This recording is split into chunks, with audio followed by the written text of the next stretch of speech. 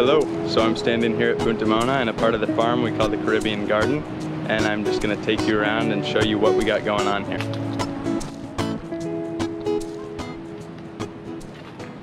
So, to my left here, we've got some long yard beans climbing up a trellis. Built this trellis out of old bamboo that had been used already and was going to be burned for biochar, and I repurposed it into a trellis and started some long yard beans from seed, and now you can see they're growing really well. These are really fast growing beans that we love using in the kitchen, so we keep them right in this garden that's nearby the main area of the farm. In the rest of these garden beds we have okra planted, and we have some Madeira Negra posts planted in here for a potential trellis. So these are branches of the Madeira Negra tree that you stick in the ground and they sprout new growth and root down and become like a living trellis. So we can string wires along that and then plant later in this bed something that likes to climb, and it'll climb up this trellis. Standing right beneath this cashew tree, which isn't fruiting now, but when it does produce fruits, it produces a very beautiful and very astringent fruit that has a cashew nut hanging off the bottom of it. The cashew nut is actually toxic until cooked very thoroughly several times, and the smoke is toxic too, so you have to be careful when you're processing cashews, but we've done it here before. On the edge of this garden you can see that we have lots of lemongrass planted. This is a technique we use to keep weeds from crawling from the outside of the garden into the garden beds. And we use lemongrass and vetiver and other standing grasses here very frequently as a way to prevent weeds. Here it is in this garden too. We'll chop it and also use it in the kitchen. In these two garden beds you can see cowpeas in the front bed. These cowpeas we got seeds of, brought from the United States here to Costa Rica. We planted these from direct seed and they're doing really well, so we're leaving them for seed. In the back bed there's some Hawaiian sweet corn we also planted from seed, and cucumbers. Some of the corn got blown over in a windstorm a couple days ago, which is unfortunate because we got this type of corn because it was supposed to be particularly hardy. As you can see, it's fallen, but some of it is already producing corn. And on the ground we've got cucumbers growing beside the corn. So corn, cucumbers, and cowpeas in these two beds. Right here we have a young grafted starfruit with beautiful flowers. It's just fruiting for the first time and it's got some nice baby fruits on it. It's a very pretty tree and we'll see how it does in this location. Planted right beneath three big beautiful ackee trees. So ackee is a really delicious fruit. It's the national fruit of Jamaica, and it's just fruited for about the fourth time since I've been here this year. There are some of the fruits on it. They open up into three sections. If you try to harvest it before they open, the fruit is actually toxic. But once it opens up, you can harvest the fruit, and on the inside it has something that looks like this. So this is one of the fruits that's fallen, and it has three of these black seeds with a fruit on it. This one's half eaten. And this fruit is really delicious, kind of savory, kind of tastes like a cashew and a mushroom mixed together. And each fruit has three of these in them, so when they fall or when we harvest them, we'll get a bunch of them and use them in our cooking. They're really good cooked and they're even delicious to eat raw. So we have three trees right here, and we have a few more on the farm. And when it fruits, we love to go crazy in the kitchen with ackee. Everywhere we go we have banana trees planted too, so this is some sort of dwarf banana. Come on through, Joshy. Woo! We have this dwarf rack banana, so it's just about as tall as I am. Sometimes I actually bang my head on the rack.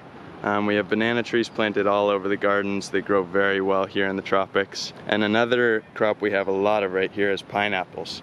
So it's kind of interesting to have pineapples so close to the kitchen. In the past we've planted them far away out on a hill, but it was right near the trail, and a lot of people were taking them once they would ripen that were walking through this area.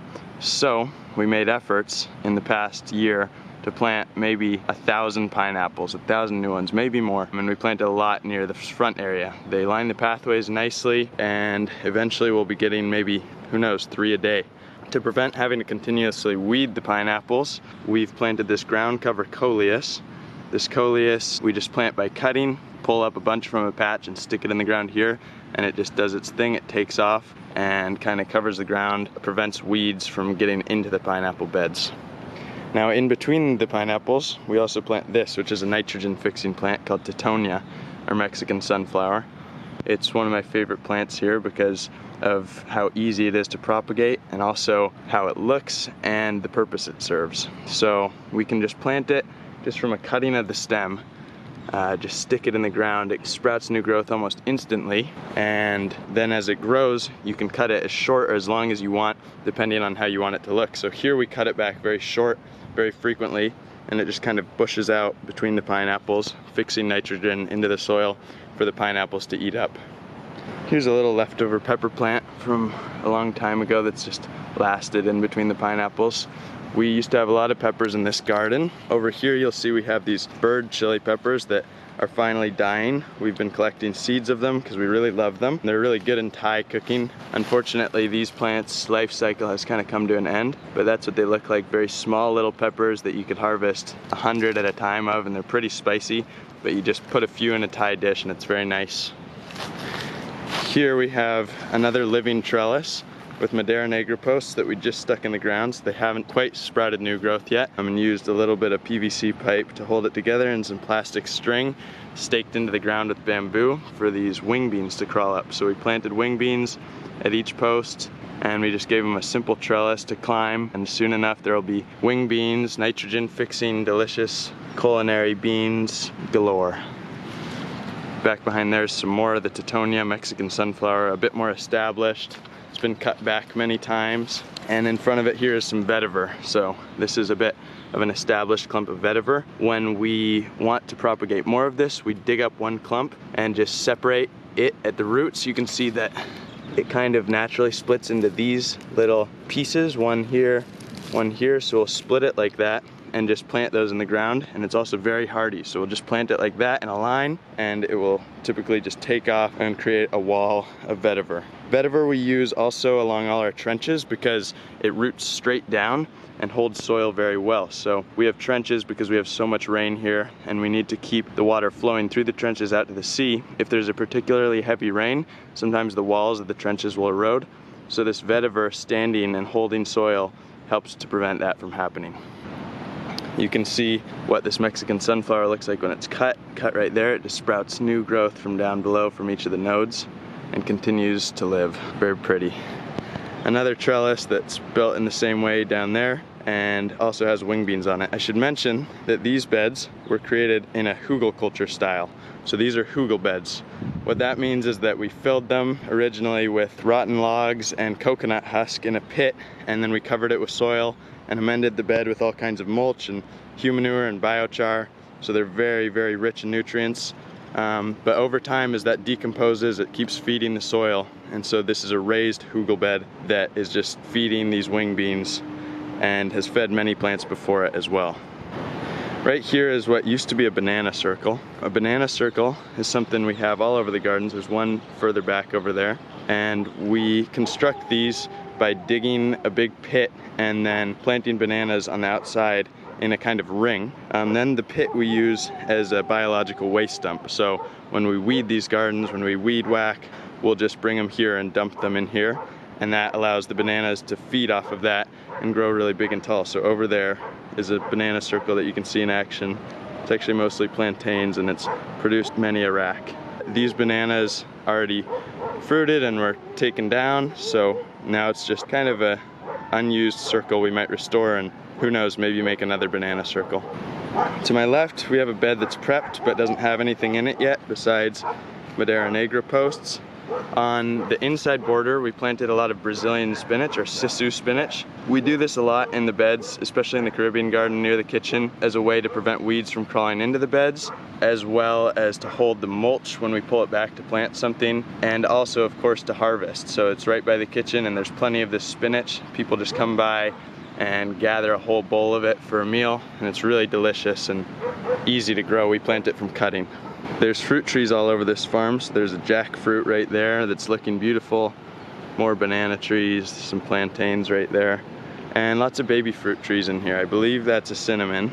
Honestly, I don't know what a lot of these are because I didn't plant them and I'm not particularly well versed on all the baby fruit trees and how they look. So more lemongrass here. This is another hugelbed that we've planted some cucumbers in. We've gotten a lot of cucumbers from here in the past. And here's some beneficial flowers we plant. So these are cosmos, which are a nice flower that attracts beneficial insects. Over here we have globe amaranth, which is another one like that. You can see some butterflies flying around on it, and these just promote butterflies and other predator insects to eat the pests and also serve an aesthetic purpose. Very beautiful. Here's a nice basil. I believe this is Tulsi or holy basil. We have a lot of basil here. It grows very easily. Another fruit tree. Fruit trees, papayas up there. This one that's turning yellow, I'll harvest. We harvest them before they turn completely yellow, because if we let them get too ripe, birds or insects will get to them first. So I'll harvest that, bring it to the kitchen and let it ripen in there. Some of the housing that some volunteers live in, and some pineapples. Another thing you can see here is turkey tail mushroom, which grows very vigorously throughout the whole area, especially after a hard rain. Turkey tail is very medicinal, good for boosting the immune system, and we'll turn it into tinctures, powders, and put it in our different medicines, plant medicine.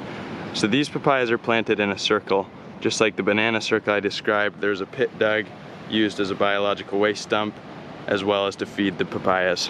Moving on through the Caribbean garden, got a whole lot more to show you.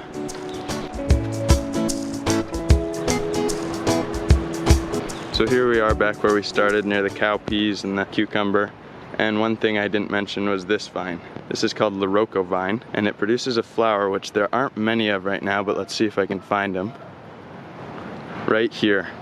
So this is the Lirocco flower, and we grow it here because it flowers very heavily a lot of the time, and it has a taste that tastes exactly like, well, to me, exactly like artichoke. It's really delicious. And this will flower really heavily, so sometimes we'll come by and grab tons of the flowers, and you can eat them closed up or opened up like this one, and chop them up and add them to our dishes. You can see some more growing in there. Lirocco vine. It is just always providing us with this culinary delight. You can see some more coleus ground cover underneath here that we planted to avoid having a weed. We're really putting coleus all over. Here's a very cool plant. This is a pigeon pea. This is another nitrogen fixing leguminous plant. It grows into a little tree. You can use it as chop and drop. So we're planting that in our garden beds just to keep fertilizing the soil, basically. This is cacao. There's cacao trees planted all throughout the property, and we just planted a whole lot more in the back in a kind of orchard style. Beautiful, beautiful red cacao. Cacao is famous here in the Talamanca region of Costa Rica. It's always been one of their main produces until a fungal blight came and kind of wiped out a lot of the cacao crops, but there's still a lot growing here and much to make chocolate with here on this farm. You make chocolate with cacao by opening up these pods when they're ripe, putting the seeds in a bucket, letting them ferment, and then eventually washing off the pulp of them, that one's ripening, and drying them in the sun, then roasting them and grinding them and making them into chocolate. Really delicious, high in antioxidants. So here's another garden where we have Brazilian spinach bordering the beds all over, very vigorously growing, and we harvest from it all the time. And we've planted lots of sweet peppers in here. They're not doing so well, and I think that's because in the past we planted sweet peppers in here as well. We had lots growing. This is kind of a reason you want to rotate your crops. These peppers just certainly aren't growing as quickly as they would normally, and I think that's because the sweet peppers that were here before them soaked up a lot of the nutrients that sweet peppers like. So it's always a good idea to rotate your crops, and after you plant something like a Solanaceae, maybe you restore the soil, rid it of perhaps nematodes with a marigold flower or some other crotalaria or something that will do that job. In between the peppers we have this Mexican tarragon, which is a nice herb that grows very well here, has flowers that attract the butterflies, and we can take from to make teas and different things. We like to use this sweet, nice herb for. Mexican tarragon. Here's one more nitrogen fixing plant that we really like. This is crotalaria or sun hemp. We started it from seed and put them in here, and you can just use them as a chop and drop. So we'll chop this one as it's starting to flower so it continues to grow, and this is another leguminous nitrogen fixing plant. Here you can see some Brazilian spinach that was just planted from cutting, and the idea and the hope is that it'll bush out and kind of become like a ground cover, just like the other ones you've seen. Continuing on. Some breadfruit trees up there. Breadfruit's a super delicious, very abundant tree. It's able to feed many, many people at a time. Here's some more cacao. Even more cacao. And on these trellises here we have passion vine. So passion vine is what produces passion fruit and passion flowers, which are very beautiful and alien looking. This one's a passion flower that's not opened yet, but when they open up they look very unique. Passion flower is used for its medicinal purposes, often in teas and herbal smoking blends, and the fruit is really delicious. These ones haven't produced much fruit in the past, but we're hoping that they'll start soon with all these flowers. And on this trellis we have passion vine, but also sacha inchi nut. So sacha inchi, or Inca nut, is a nut that grows these star-shaped seed pods, and when they dry up you can harvest the seeds and process them and get the nut, roast it and eat it, and it's very delicious and extremely nutritious, high in proteins and fats. Here's another garden that's a bit overgrown, but it's got lots of different marigold flowers and turmeric planted in it, as well as some pigeon peas. And it hasn't been particularly looked after, but the idea with this is that we're just fixing this area into a very fertile place. Turmeric's breaking up the clayey soil, and one of these days we'll come by and restore it and maybe plant some new seeds we have. So past here is the greenhouse, which I might give a tour of in another video, but first I'll show you the rest of the Caribbean garden. Around the corner we have cardamom growing. Cardamom produces a seed which is very flavorful and used in lots of Indian styled cooking, and behind that we have black pepper growing up this trellis. So black pepper is a climbing vine, and it produces a seed, which you can see in here. And these seeds grow in little bunches on the vine, and we harvest them and just sun dry the peppercorns, then crush them up and use them in our cooking. Alongside this trellis you can see we have some blue flowers growing. These are called clitoria, or butterfly pea flower. They produce little peas because they're a leguminous plant. They're fixing nitrogen into the soil as long as producing these beautiful flowers for us to look at, alongside our various beans growing up this trellis and sun hemp. So we love having them here. Next we'll go to a part of the garden that we just recently made some new beds in, and I'll tell you about what's going on in there. So here we are between the bungalows. This area used to be very overgrown with various jungle plants, hat palms, and random things that really don't serve much of a purpose to us in a very central area of the garden. So we cleared it off, and then we did a more fine weeding and ended up with this giant pile of weeds over here that we're just letting the sun kill right now. And then about maybe a month ago, we came through, about 5 of us, and spent the morning using hoes and shovels to dig out the shapes of these beds. So this is all the product of about 2 days of hard work. There's some neem trees here, which neem oil comes from, that we left in the garden for now. We're starting out with just planting simple hardy crops in here to kind of give the soil a bit of life. So we started out by broadcast seeding marigold flowers in all the beds. So if you look closely you can see that there's marigolds sprouting up everywhere. Those are going to grow really tall, and then they'll just be chopped and dropped on the bed to use as mulch, and they'll have served their beneficial purpose of anti-nematode and anti-pest properties. In between there we've planted some beans, and on the edge beds, the 2 edge beds, we've planted sweet potatoes. So if you look over there, there's sweet potatoes growing all on that edge bed. The hope is that it'll bush out and kind of serve as a border for the bed from weeds entering the garden. All around we planted citronella, which all came from about 3 plants we had on this farm up on the hill. So these are all cuttings that we just planted of citronella. Like the lemongrass and vetiver, will hopefully bush out and create a wall all around this garden. Citronella can be used to make bug sprays and is beneficial for preventing mosquitoes. It is very well known for that. In the back we made a wall of a nice perennial crop we call chaya. Chaya is this plant, and this is just cuttings that we just stuck in the ground and made from more established, bigger plants. You can see they're sprouting some new growth on top. They grow very tall and bush out, and they'll have extremely large leaves that we use kind of as steamed greens. So from one plant we make many cuttings, plant them in a row, and hope to have a bit of a forest of this chaya growing here some months down the line. Also in this end bed we have sweet potatoes. As you can see, we've planted from cutting, and we'll see how they do here. So that's just about the last of the Caribbean garden. I've shown you everything in this area of the farm, and I hope you enjoy and take something away from it.